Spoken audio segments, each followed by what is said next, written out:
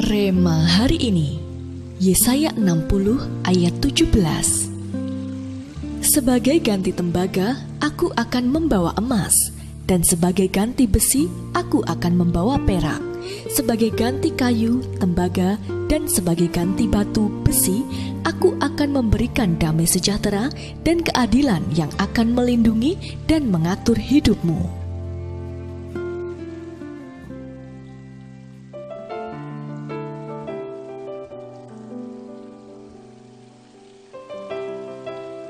Seorang pengusaha kaya datang ke sebuah desa pemasok ikan terbesar.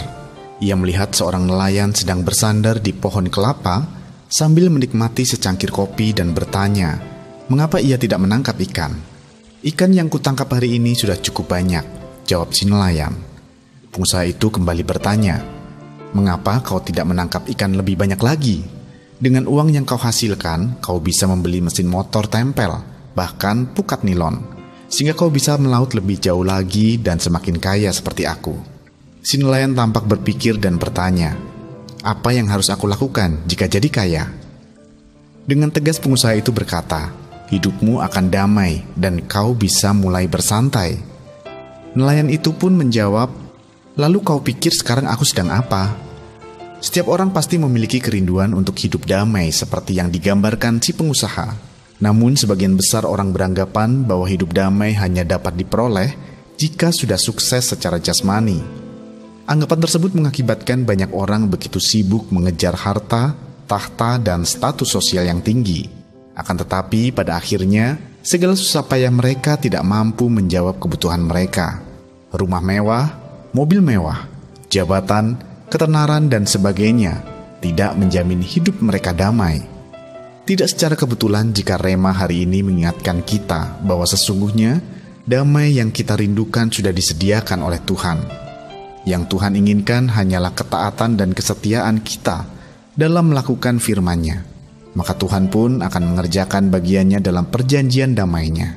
Sekalipun keadaan yang sedang kita hadapi kurang menyenangkan atau jauh dari harapan kita, tetap akan ada damai yang mengaliri hati kita. Beranilah mengambil komitmen untuk taat dan setia melakukan kehendak-Nya. Maka Dia akan memberikan damai sebagai salah satu aset terpenting bagi kita dalam menjalani hidup ini. Sehingga keadaan apapun yang kita alami, hati kita tidak akan terpengaruh oleh keadaan dan tetap merasakan sukacita ilahi. Apakah saat ini Anda merasa bahwa tidak ada damai yang Anda miliki dalam hidup Anda? Mengapa demikian? Mengapa damai menjadi salah satu aset terpenting bagi kita dalam menjalani hidup? Apa yang akan Anda lakukan agar Anda dapat memiliki damai dalam hidup Anda?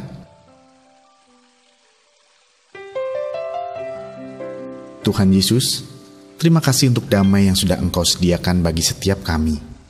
Ajar kami untuk dapat konsisten, taat, dan setia pada firman-Mu, sehingga kami memperoleh damai yang sudah Engkau janjikan bagi kami.